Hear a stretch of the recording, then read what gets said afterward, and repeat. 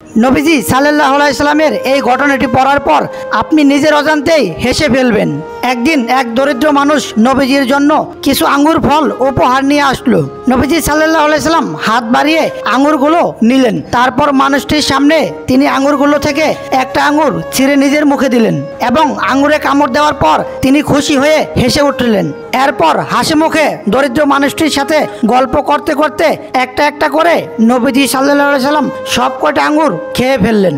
নবীজি সবগুলো আঙ্গুর খেয়েছেন দেখে দরিদ্র মানুষটি অত্যন্ত আনন্দিত হলো। তিনি ভাবেননি যে নবীজি সাল্লাল্লাহু আলাইহি সাল্লাম তার আনা আঙ্গুর সবগুলো খাবেন। দরিদ্র মানুষটি পরম আনন্দ নিয়ে এক সময় সেখান থেকে বিদায় নিল। দরিদ্র মানুষটি চলে যাওয়ার পর ওখানে উপস্থিত সাহাবীদের একজন সাহাবী নবীজিকে জিজ্ঞাসা করলেন, ইয়া রাসূলুল্লাহ, আপনার কাছে কেউ কোনো উপহার আনলে আপনি তা অবশ্যই সবার মাঝে ভাগ করে দেন, কিন্তু আজ আপনি উপহার পাওয়া আঙ্গুর সবগুলো থেকে একটা আঙ্গুরও দিলেন না, সব কয়টা আপনি খেলেন, এমন তো কখনো হয় না। সাহাবীর কথা শুনে নবীজি হাসলেন। এরপর জবাবে তিনি যা বললেন তা অসাধারণ শিক্ষণীয়। নবীজি ওখানে উপস্থিত সমস্ত সাহাবীদের উদ্দেশ্যে বলেন, আঙ্গুরগুলো তোমাদের না দিয়ে সব কয়টা আঙ্গুর আমি এজন্যই খেয়েছি যে আঙ্গুরগুলো খুব টক ছিল।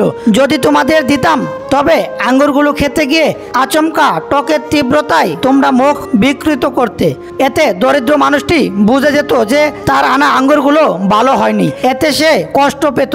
দরিদ্র মানুষটি তার পরিশ্রমের টাকা দিয়ে এই আঙ্গুরগুলো কিনেছিল আমাকে খুশি করার জন্য।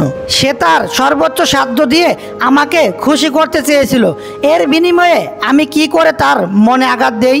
দরিদ্র ভাইটিকে আমি দুঃখ দিতে চাইনি। দরিদ্র মানুষটির প্রতি নবীজি সাল্লাল্লাহু আলাইহি সাল্লামের আশ্চর্য সুন্দর ব্যবহার দেখে সাহাবীরা মুগ্ধ হয়ে নবীজির দিকে তাকিয়ে রইল। আল্লাহ পাকের প্রতি কোটি কোটি শুকরিয়া যে আমাদের এমন একজন নবীর উম্মত করেছেন। আমিন।